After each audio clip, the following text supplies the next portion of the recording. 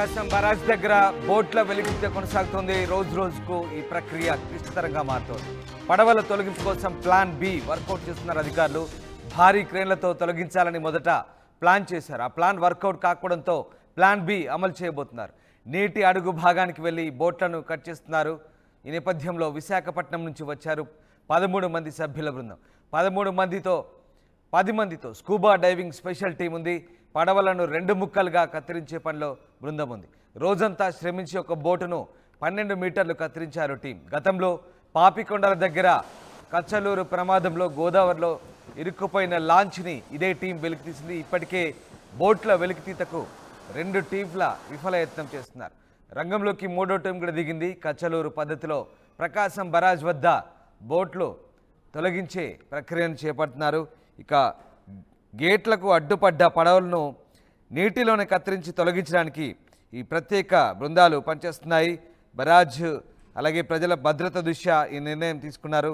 120 టన్నుల సామర్థ్యం గల ఎయిర్ బెలూన్స్ వస్తున్నాయి. ఈ ఎయిర్ బెలూన్ల సహాయంతో బోట్లను తొలగించేందుకు ప్రయత్నిస్తున్నారు. ఇక పడవల వెలికితీతకు బేకం సంస్థ చేస్తున్న ప్రయత్నాలకు అయితే ఆటంకాలు ఎదురవుతున్నాయి. మీరు చూస్తున్న ఆ దృశ్యాలు బోట్లను ప్రస్తుతం ఆ భారీ కేన్ల సహాయంతో వెలికి తీయాలని చేసిన ప్రయత్నాలు విఫలమయ్యాయి. అయితే ఇప్పుడు బెలూన్ల సహాయంతో, ముఖ్యంగా ఎయిర్ బెలూన్ల సహాయంతో వీటిని కత్తిరించేందుకు చేస్తున్న ప్రయత్నాలు కాస్త కొలికి వస్తున్నట్టుగా తెలుస్తోంది. 3 బోట్లు ఒకదానికొకటి కలిపి కట్టి ఉంచారు. ఒకదాని బరువు 40 టన్నులు ఉంది. 3 కలిపి మొత్తం 120 టన్నులకు పెంచి బరాజ్ని ఢీకొట్టేలా చేశారంటూ ఆరోపణలు వచ్చాయి.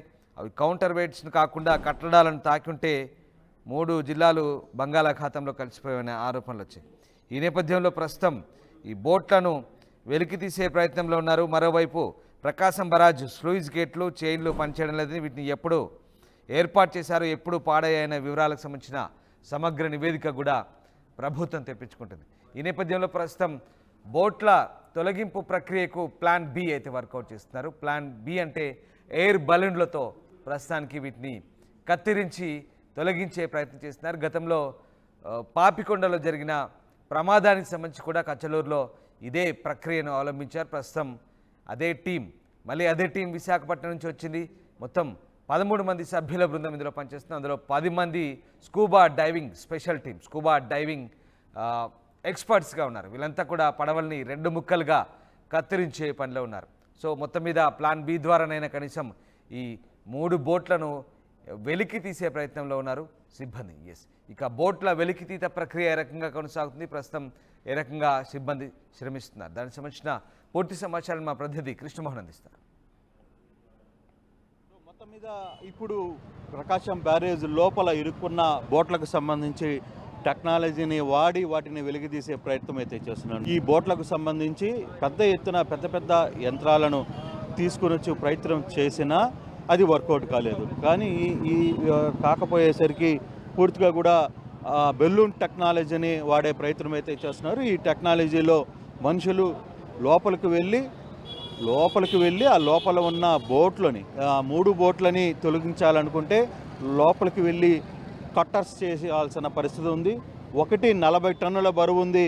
అంటే 3 బోట్లు ఉన్న సమయంలో 3 బోట్లు ఉంటే దాదాపుగా 120 టన్నుల బరువు ఉండే పరిస్థితి అయితే ఉంది. 120 టన్నులకు సంబంధించి వ్యవహారంలో ఎలా పాసిబుల్ అవుతుంది అనేది చూస్తున్న నేపథ్యంలోనే ఇప్పుడు కొత్త టెక్నాలజీని వాడుతున్న పరిస్థితి అయితే ఉంది. కొంతమంది మనుషుల్ని కిందకి పంపించి లోపలికి పంపించి టెక్నాలజీని వాడుతున్నారు. సో ఎలా దీన్ని ఎంతవరకు వర్కౌట్ అవుతారో మాట్లాడే ప్రయత్నం అయితే చేద్దాం.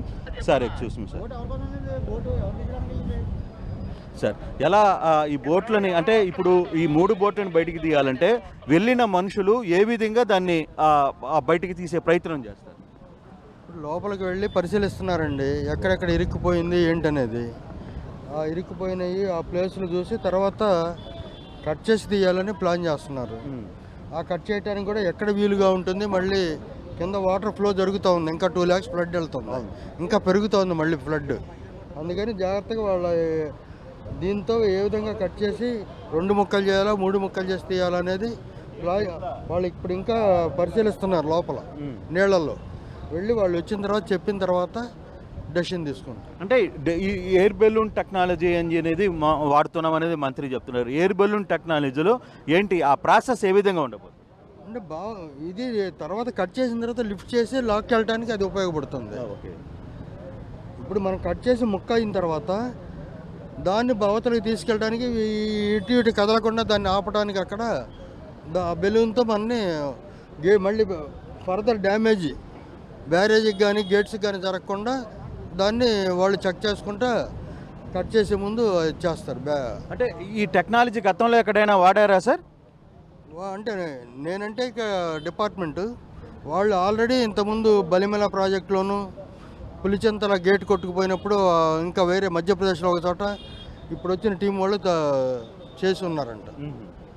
ఆ ఎక్స్పీరియన్స్తో వాళ్ళు చేస్తున్నారు. చాలా వరకు కూడా గతంలో కూడా పులిచెంతల కావచ్చు, ఇతర బల్లమల్లేరు ప్రాజెక్టుకి సంబంధించిన వ్యవహారంలో కూడా ఈ టెక్నాలజీని వాడారు అనేది అధికారులు చెప్తున్న పరిస్థితి అయితే ఉంది. అయితే ఈ బోట్లని తీయడానికి అంత ఈజీ కాదు. ఇప్పటికిప్పుడు వ్యవహారంలో జరిగే పరిస్థితి కూడా లేదు.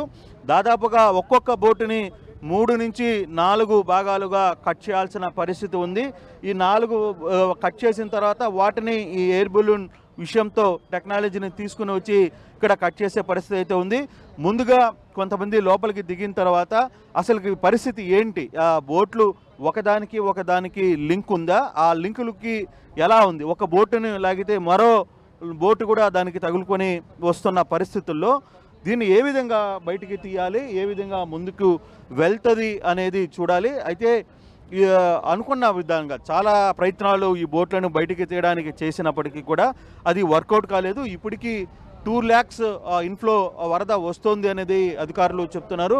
అందువల్ల దానికి ఒక ప్రాథమిక చర్చ తీసుకోవాలి, దానికి కొంత ప్రాసెస్ కూడా పడుతుంది. ఈ బోట్లని ఇప్పటికిప్పుడు కట్ చేయడానికి కూడా అంత ఈజీగా జరిగే పరిస్థితి అయితే కాదు అనేది మనం చెప్తున్నారు.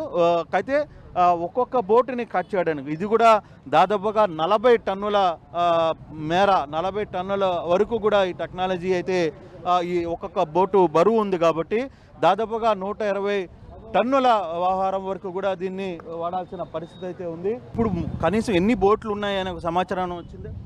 ఇప్పుడు 3 బోట్లు కనపడుతున్నాయండి. ఈ 2 బోట్లు అదొక 3 బోట్లు ఉన్నాయి అంతే ఇక్కడ. సో ఎంత టైం పట్టే పరిస్థితి అయితే కనబడుతుంది? మాకున్న అవకాశం అయితే 3 రోజులు పట్టొచ్చేమో అని అనుకుంటున్నాం. అట్లీస్ట్ 3 రోజులు అట్లీస్ట్ 3 రోజులు పట్టచ్చు. సో 3 రోజులు ఈ ప్రయత్నం అయితే చేయాలి అనేది ఇక్కడికి వచ్చిన నిపుణులు చెప్తున్న పరిస్థితి. ఎంత ఈజీ టాస్క్ అయితే కాదు, కొంత రిస్క్తో కూడిన టాస్కే.